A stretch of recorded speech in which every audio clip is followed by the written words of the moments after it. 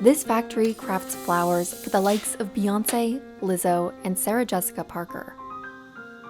There used to be more than 100 factories like this one in New York City, making fabric flowers for clothes and hats. Today, M&S Schmalberg is the last one in the area. Is it luck? Is it magic? I don't know. Someone's looking out for us, though. One of their biggest challenges, no matter how creative or unique their blooms are, cheaper copycats are never far behind. When a third party is willing to do it for like 8 cents, 5 cents, that's not really competition. So how did this family business manage to attract so many celebrity clients? And how is it still standing?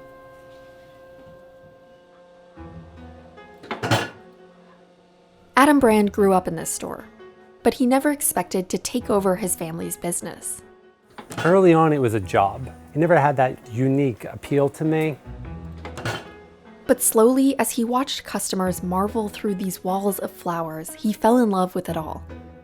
As I got to see this place through other people's eyes, it really just brought it all to light, how lucky I was to be a part of this and to have this in my family. Today, he's the 4th generation co-owner of the business. He and his team work with all kinds of materials, from organza to leather, and customers often bring their own. And we can make a red rose, but to make it out of your fabric, do that customization is really cool to me. That level of detail, you just can't do that anywhere else. Today, they're transforming a man's late wife's wedding dress. He's getting remarried. He wanted to pay respect, pay homage to his late ex-wife, and he sent us the dress. We're making some long stem roses, we're making some boutonnieres, and we're making some really beautiful corsages. They starch the fabric with the same mixture they used 100 years ago. It seals the fibers and helps it hold shape. But it has to be done in small batches, otherwise it could taint the whole container. If you're using like a red fabric, it's going to be completely red. And then you have this whole bucket of red starch that you can only use really for red fabric.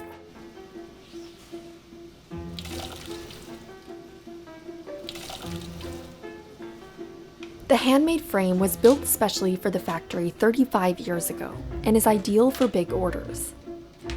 Workers use it to stretch the cloth, which prevents it from wrinkling while it dries.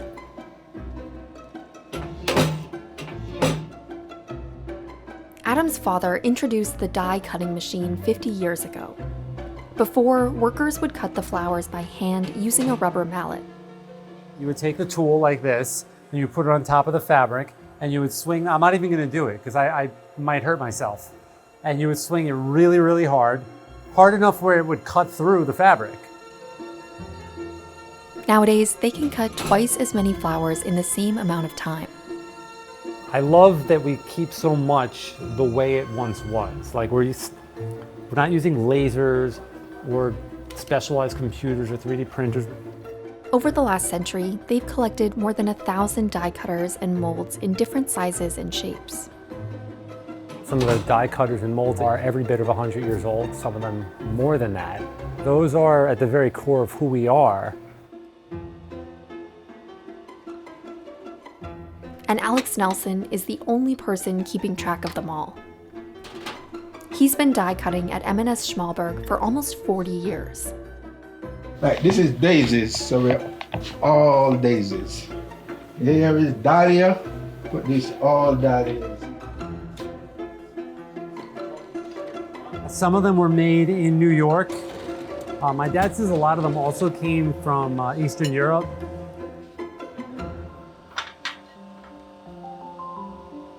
Adam still keeps some of the machines that have been here since the store opened its doors.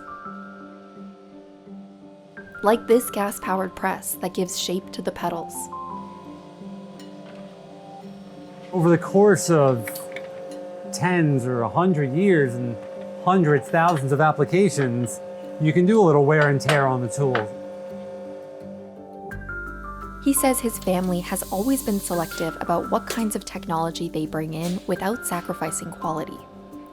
This hydraulic electric press is one of the most recent additions, and it's been here for 30 years. It shapes the flowers in seconds and is easier to use than the gas press they used before. But Adam's father was still skeptical at first. In the 80s, something like this looked ridiculous. My dad doesn't love change, and he was like, we're good. He came back to work, and he's sitting there one at a time, turning the wheel, picking up the thing, putting it down, and at one point I assumed it just hit him like, hey, let me try one of those and see how it works. As with many advances here and in the world, it's like a no-brainer.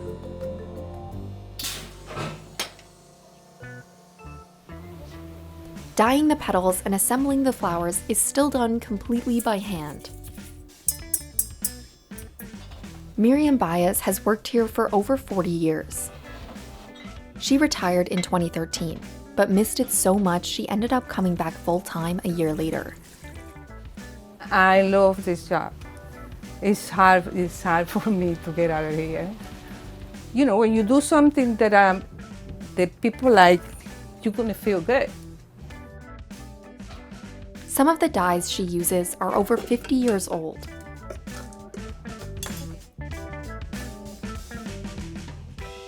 Forming the flowers requires a delicate touch and attention to detail, but the team of 5 has it down to a science. They can form over 500 flowers a day. Many have worked in the factory for decades. I also take a lot of pride in the fact that people want to stay here. Oh my God. Some started out working with Adam's grandfather, Harold Brand, who bought the business in 1960. Harold moved to New York City from Poland when he was 17, after losing his whole family in the Holocaust. I keep the picture there just so that he watches me and makes sure that I don't slack off. We really are like a family business through and through, and I mean that to my core. Adam says it's been this way since his grandfather's uncles opened the business in 1916. Artificial flowers had just gained popularity during the Victorian era in the late 19th century. They were a popular alternative to fresh flowers because they could be used year-round. By the early 1900s, M&S Schmalberg was one of 114 shops in New York, producing almost 75% of America's artificial flower supply. But in the 1950s, overseas manufacturers started selling the same flowers for just pennies on the dollar. By 2016, almost 70% of the artificial flowers in the world were made in China. We get something we want to make for $2 and someone else wants to do it for $1.90, and you could go back and forth and somebody gets the bid. But when a third party is willing to do it for like 8 cents, 5 cents, that's not really competition. All these companies just started closing up. And not just the flower guys, the whole garment district just started shrinking down. Adam says he's seen his family's designs copied by overseas manufacturers. The competition put a strain on an already unpredictable industry. We're by no means a company that experiences steady growth. It's more like this, violent swings, and we have good times, we have bad times. By the 1990s, many other shops had closed their doors permanently. Still, Adam's father always found a way to keep business going. I've heard of stories of him selling Christmas wreaths, Arnold Palmer shirts, really just anything to keep the place going until we hit the next flower power era. In 2007, M&S Schmalberg became the last artificial flower factory in the garment district. When times get really scary and we don't know if we're going to get our next order, the order comes in. Is it luck? Is it magic? I don't know. Someone's looking out for us, though. Eventually, being the only one around made them stand out, and designers started looking to them for flowers. The factory's location in the heart of Manhattan has also helped. Over the years, they've built strong relationships with designers like Vera Wang, Marc Jacobs, and Oscar de la Renta. So many of these really awesome last-minute projects happen because the designer's right down the block. and they can walk up here with the fabric in hand, tell us what they want, and pick it up the next day.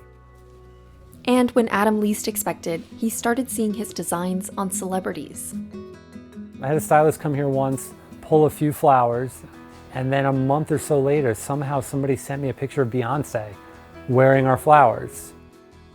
Over 2 decades, dozens of celebrities have worn their flowers, including Anne Hathaway, Rihanna, Gwen Stefani, Haley Cuoco, Sarah Jessica Parker, and Prince Harry and Meghan Markle. They've also worked on floral arrangements for productions like The Marvelous Mrs. Maisel and the Rockettes, and for Rapunzel at Disney World. But Adam's favorite projects are small and personal, like the wedding dress they were turning into a dozen flowers.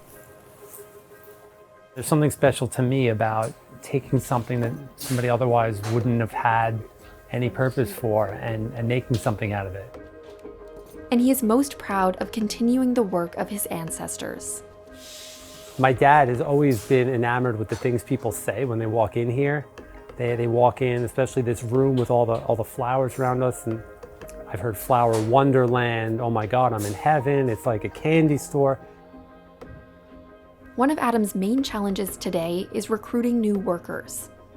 Over 4,000 flower makers worked in the US when M&S Schmalberg opened over 100 years ago. But today, the team of 13 are believed to be the only ones left. A lot of our staff has been here a very long time, and at some point they're going to want to retire. So it's very important to me to bring in new staff to learn. I have had some difficulty finding people who want to be a part of something creative and different like this. It's also very hard to explain even what it is without seeing it in person. It's why he's finding ways to educate people on the craft. He hosts factory tours and offers internships through local fashion schools across New York City. Adam is already thinking about his family's next generation. I have a daughter, Skylar, she's 2.5. Nobody knows what she's going to want to do when she goes older. But the greatest gift I could give her, I think, is to 20 years from now say like, hey, it exists. It's there for you. And while he doesn't know what the future holds, he's grateful to be a part of the business's story. There's so much history and there's so much awesomeness to what we do. All we've been through, we are still here. We survived the Depression, we've survived COVID. I mean, that's nothing to take for granted.